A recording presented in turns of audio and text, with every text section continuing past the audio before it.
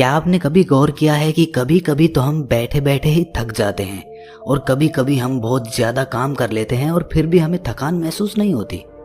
आप पूरे दिन घर पर बैठे रह सकते हैं, लेकिन पूरे दिन बैठने के बाद जो ऊब पैदा होती है वो हमारे शरीर को निढाल कर देती है, हमें थका देती है। लेकिन वहीं अगर हम कोई खेल खेलते हैं तो हम उसमें खूब भागा दौड़ी करते हैं, खूब शरीर को थकाने की कोशिश करते हैं, लेकिन खेलने के बाद एक चुस्ती महसूस होती है, जैसे शरीर का रोम रोम खेल उठा हो। अगर आप देखिए तो ये बात अपने आप में विरोधाभास है। भाई प्राकृतिक रूप से होना तो ऐसा चाहिए कि आदमी जब खेलता है तो उसका शरीर थकता है, इसीलिए खेलने के बाद उसे थकावट महसूस होनी चाहिए। और जब आदमी खाली बैठता है तो वो अपने शरीर को थका ही नहीं रहा, वो तो आराम कर रहा है, तो फिर उसे थकावट क्यों महसूस होती है खाली बैठने में? अगर आप इसका जवाब जानना चाहते हैं तो इसका जवाब है हमारे मन की ऊब। जहाँ तक शरीर की बात है, शरीर को थकाने से मन नहीं थकता, और अगर आपका मन थक जाता है तो आपका शरीर साथ नहीं देता। ऐसा ही होता है खाली बैठने में, और मन की इस ऊब को हम तनाव कहते हैं। आज की जो कहानी मैं आपको सुनाने वाला हूँ उसमें आपको तनाव के बारे में संपूर्ण जानकारी मिल जाएगी, और अगर आप तनाव को समझ लेते हैं तो आपके जीवन से दुखों का मिटना निश्चित है, क्योंकि दुख तनाव के कारण ही पैदा होते हैं। तो चलिए इस कहानी से हम तनाव को समझते हैं। इससे पहले कि आप इस कहानी में खो जाएं, इस चैनल को सब्सक्राइब जरूर कर लें। तो चलिए कहानी शुरू करते हैं। ये उस समय की बात है जब बुद्ध आम्रवन में अपना समय व्यतीत कर रहे थे। उस समय तक बुद्ध की ख्याति दूर दूर तक फैल चुकी थी। काफी दूर दूर से लोग अपनी चिंताओं और दुखों के बारे में बुद्ध से समाधान खोजने के लिए आते थे। ऐसे ही एक दिन जब बुद्ध आम्रवन में अपने शिष्यों को उपदेश दे रहे थे तो एक अधेड़ उम्र का आदमी अपने 22-23 साल के लड़के को साथ लेकर बुद्ध की तरफ चला आ रहा था। बुद्ध ने एक नज़र उन पर डाली और उपदेश में बैठने के लिए कहा। जब उपदेश खत्म हुआ तो बुद्ध ने उस आदमी को अपने पास बुलाया और अपने पास बैठने का इशारा किया। जंगल में हरियाली छाई हुई थी और सुहाना मौसम था। जंगल से भांत भांत के पक्षियों की आवाज वहां पर गूंज रही थी। इसके बाद बुद्ध ने उस आदमी से आने का कारण पूछा। इस पर वो आदमी कहता है कि हे तथागत, मैं 2 दिन की यात्रा करके अपने बेटे को आपसे मिलवाने के लिए लाया हूँ। ये मेरा इकलौता पुत्र है। ये हमेशा थका थका रहता है। ऐसा लगता है कि इसके शरीर में कोई जान ही नहीं है, कोई प्राण ही नहीं है। अगर हम इससे कुछ कहते हैं तो ये हमारी छोटी छोटी बातों पर गुस्सा करता है। इसकी देखने की क्षमता भी उम्र से पहले ही कमजोर हो गई है और इसके बाल भी पकने लगे हैं। मुझे तो कुछ समझ नहीं आता कि ये सब हो क्या रहा है। भला इतनी कम उम्र में ये इतनी बड़ी उम्र का लगता है। हे बुद्ध, मैं अपने बेटे को लेकर बहुत चिंतित हूँ। जब मैं अपने बेटे को चिकित्सकों के पास लेकर गया तो उन्होंने कुछ औषधियाँ देकर कहा कि अपने बेटे को तनाव कम लेने दिया करो। वो अपने दिमाग में तनाव लेता है और इसी वजह से उसकी ऐसी हालत हो रखी है। लेकिन उनके लाख बताने पर भी मुझे तनाव का मतलब समझ में नहीं आया। मुझे पता ही नहीं कि तनाव होता क्या है और उसे कैसे उसके दिमाग से निकाला जाए। उसके लिए पहले तो मुझे ये समझना होगा कि तनाव होता क्या है, और इसीलिए बुद्ध, मैं आपके पास आया हूँ। कृपया करके मेरी इस समस्या का समाधान कर दीजिए। ये सुनकर बुद्ध उस लड़के को बड़ी गौर से देखते हैं। उसकी आंखों में देखते हैं, उसके चेहरे को देखते हैं और फिर उसके हाथ की नब्ज भी देखते हैं। ये सब विधियां करने के बाद बुद्ध उस आदमी से कहते हैं कि तनाव लेना तो कोई नहीं चाहता, लेकिन फिर भी तनाव लोगों को दीमक की तरह पकड़ लेता है और इंसान को ये पता ही नहीं चलता कि वो तनाव में जी रहा है। लेकिन अगर वही इंसान तनाव को समझ लेता है, तनाव के बारे में कोई ऐसा पैमाना बना लेता है कि उसे पता चल सके कि वो कितना तनाव में है, तो वो उस समस्या का समाधान भी खोज सकता है। मुख्य रूप से तनाव के 8 कारण होते हैं।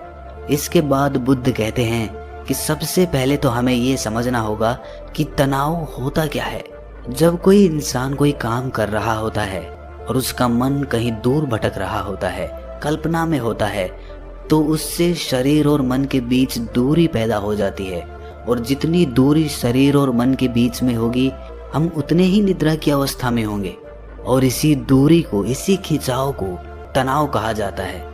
कोई खेल खेलने के बाद आदमी चुस्ती महसूस क्यों करता है? हालांकि उसने अपने शरीर को तो थकाया है, लेकिन समझने की बात यह होती है कि खेलते वक्त मन और शरीर पूरा उस खेल पर केंद्रित होता है, जिससे शरीर और मन में दूरी पैदा नहीं होती और कोई तनाव पैदा नहीं होता, बल्कि हमारा तनाव दूर हो जाता है। और वहीं जब हम कोई अरुचिपूर्ण कार्य करते हैं जिसमें हमारा मन नहीं लगता, तो हम शारीरिक रूप से वो काम तो करते हैं, लेकिन हमारा मन कहीं दूर कल्पना में भटक रहा होता है। इससे शरीर और मन में एक दूरी पैदा हो गई और तनाव ने जन्म ले लिया। इसीलिए इंसान को एक बार में एक ही काम करना चाहिए और उसी पर अपना तन और मन केंद्रित रखना चाहिए, जिससे आपके भीतर कोई तनाव पैदा ही ना हो। तनाव के कुछ मुख्य कारण भी होते हैं। इसके बाद बुद्ध कहते हैं कि अगर हम इन कारणों को जान लेते हैं तो हमारे अंदर तनाव कभी भी पैदा नहीं होगा। मुख्य रूप से जो कारण है उसमें सबसे पहला कारण होता है महत्वाकांक्षा।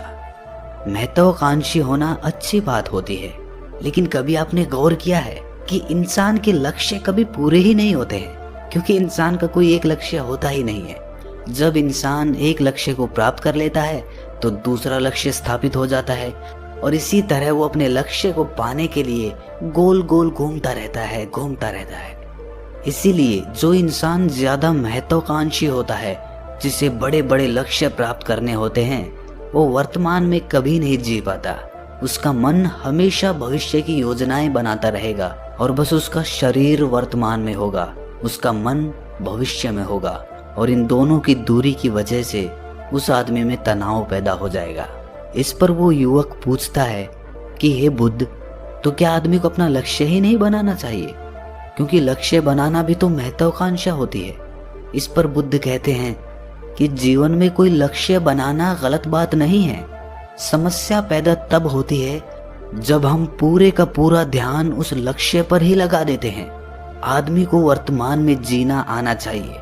आप लक्ष्य बनाइए, उनके प्रति निरंतर मेहनत करिए, लेकिन इसके साथ साथ आपके दिमाग में ये ख्याल भी होना चाहिए कि आप अभी वर्तमान में जी रहे हैं। इसके बाद बुद्ध ने तनाव का दूसरा मुख्य कारण बताया, जो कि था ईर्ष्या। बुद्ध ने कहा कि जब आदमी ईर्ष्यापूर्ण या द्वेषपूर्ण हो जाता है तो भी उसका मन सड़ने लगता है। ईर्ष्या आंतरिक घाव होता है। आंतरिक मतलब मन का घाव होता है। शरीर का घाव तो भर जाता है, लेकिन मन का घाव कभी नहीं भरता। इसीलिए इंसान को दूसरे की तरक्की से कभी ईर्ष्या नहीं करनी चाहिए। तनाव का तीसरा मुख्य कारण होता है किसी दूसरे से अपेक्षा। बुद्ध ने बताया कि एक बाप होने के नाते वो अपने बेटे से बहुत सारी अपेक्षाएं रखता है कि मेरा बेटा एक कामयाब इंसान बने, वो जिस तरह मैं चाहता हूँ उस तरह का जीवन जिए। और जब आदमी किसी से अपेक्षा करने लगता है तो कहीं ना कहीं वो अनजाने में खुद के लिए तनाव पैदा कर रहा होता है। जरा सोचिए कि वही बेटा अगर अपने बाप के हिसाब से नहीं चलेगा, वो नहीं बन पाएगा जो उसका बाप चाहता है, तो फिर उसके पिता के मन को तनाव पकड़ लेगा। इसीलिए किसी से भी अपेक्षा नहीं करनी चाहिए, ना ही दूसरे से और ना ही खुद से। इसके बाद तनाव का अगला मुख्य कारण बताते हुए बुद्ध ने कहा कि अरुचिपूर्ण कार्य करने से भी मन में तनाव पैदा होता है। जिस काम में हमारा मन ही नहीं लगता, जिसमें हमारी रुचि ही नहीं है, तो उस काम में हम अपना मन नहीं लगा पाएंगे। हमारा मन कल्पनाओं की उड़ान भरेगा और हमारा शरीर वहीं बैठा रहेगा। इसीलिए दोनों में दूरी पैदा होने की वजह से ये भी तनाव का कारण बन जाता है। इसीलिए आदमी को सिर्फ रुचि के हिसाब से ही कार्य करने चाहिए। इसके बाद बुद्ध ने कहा कि शारीरिक दुख भी तनाव का कारण होता है। जब आदमी को कोई शारीरिक कष्ट होता है तो आदमी का मन उसी बीमारी के बारे में सोचता रहता है, जिससे उसके मन में दुख के विचार पनपते हैं और वहां पर तनाव पैदा हो जाता है। ये सुनकर उस आदमी ने कहा कि हे बुद्ध, शारीरिक दुख तो किसी को भी आ सकता है, तो क्या वो आदमी हमेशा तनाव में ही जिएगा? इसका जवाब देते हुए बुद्ध कहते हैं कि ये बात ख्याल करने की होती है कि हमारा जीवन दुखों का आगार है। जैसे जैसे हमारी उम्र बढ़ती है वैसे वैसे बीमारियां आती हैं, दुख आते हैं और एक दिन मौत भी आती ही है। तो बीमारियां जीवन का अभिन्न हिस्सा है। किसी में वो समय से पहले आती है तो किसी में बाद में आती है। और जब इंसान का मन इसके बारे में समझने लगेगा तो वो अपनी बीमारी के बारे में सोचकर ज्यादा तनाव नहीं लेगा, क्योंकि वो जीवन का एक अभिन्न हिस्सा है। और इसके लिए आदमी को शारीरिक रूप से भी अभ्यास करते रहना चाहिए ताकि उसका शरीर लंबे समय तक स्वस्थ बना रह सके।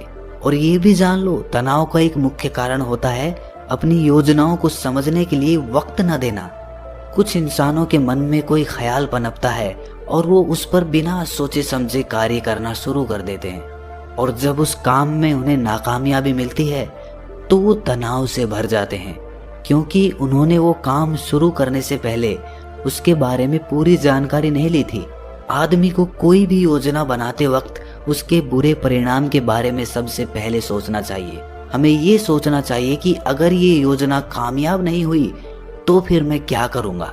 और इसीलिए अपनी योजनाओं को समझने के लिए पूर्ण वक्त देना, पूरा वक्त देना, ताकि भविष्य में उस काम के प्रति कोई तनाव पैदा ही ना हो।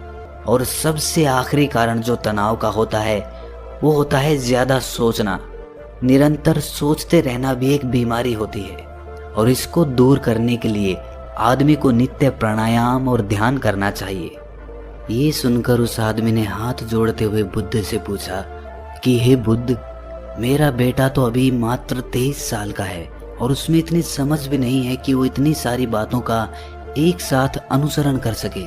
कृपया करके तनाव मुक्त रहने का कोई आसान सा मंत्र बता दें, जिससे आदमी उस मंत्र का अनुसरण भी कर सके और तनाव मुक्त भी रह सके। ये सुनने के बाद बुद्ध ने कुछ सोचते हुए जवाब दिया कि इसके लिए एक छोटी सी विधि है। अगर तुम इतनी बातों का पालन नहीं कर सकते तो तुम एक बार में एक काम को करने पर ही ध्यान लगाओ। जो भी तुम काम कर रहे हो, बस एक काम एक बार में करो और उस काम को पूरा ध्यान लगाकर करो। अगर तुम्हारा ध्यान इधर उधर भटकता है तो जब याद आए तो वापस उसे उसी काम पर लगा दो। ये सबसे आसान और सबसे अच्छा तरीका है तनाव मुक्त रहने का। अगर तुम खाना खा रहे हो तो खाना खाने पे ही अपना ध्यान केंद्रित कर दो। अगर तुम चल रहे हो तो चलने पे ही अपना ध्यान केंद्रित कर दो। इससे तुम्हारा मन और तुम्हारा शरीर दोनों एक जगह पर रहेंगे और दोनों के बीच दूरी नहीं पैदा होगी, जो कि तनाव का मुख्य कारण होती है।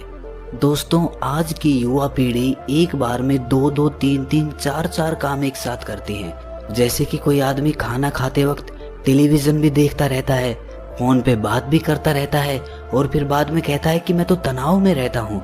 जब 3-3 काम एक साथ करेगा आदमी तो तनाव पैदा होना तो लाजमी ही है, क्योंकि मन तो पूरा ध्यान लगाकर एक बार में एक ही काम कर सकता है।